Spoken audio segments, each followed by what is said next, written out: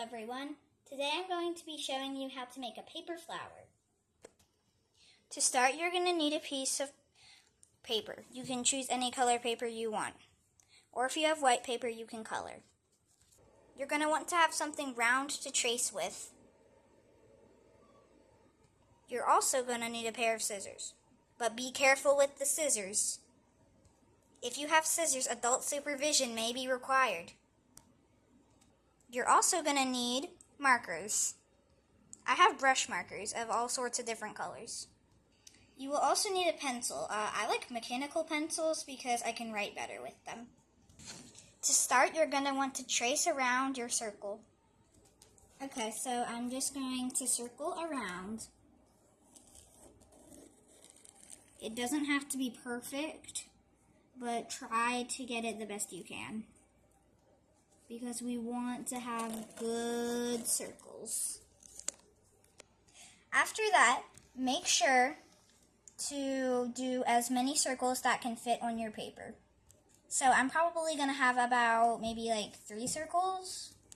Okay, so I did 3 circles, but the circle the circle at the top didn't really be able to be a full circle, so I'm just going to be able to use these 2 at the bottom. For this next step, you're going to cut out your circles. So I'm going to cut out the 2 at the bottom. Alright, so now I've got both of my circles. So after you've cut out your circle fully, then you're going to want to, so now I'm going to fold my circle in half. Then I'm going to fold it in half again.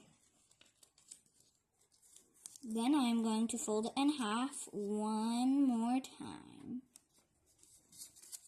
So then it will look kind of like a piece of pie or pizza. Then with your scissors, you're going to cut little slits at the top. Do as many as you can fit.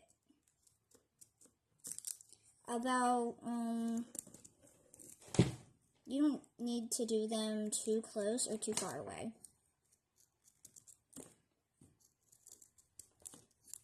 Okay, so like here's all of my slits. Sorry if the camera's a little blurry. There we go. Now you're going to want to unfold your circle completely. Now you're going to pick one of the little slits that you did. I'm going to pick right here where my index finger is. And then you're going to want to cut all the way down about to the middle of the circle. I'll show what I'm talking about. Here we go. See? Here's where I cut down to the middle of the circle. Now you're going to start rolling it up around the edge.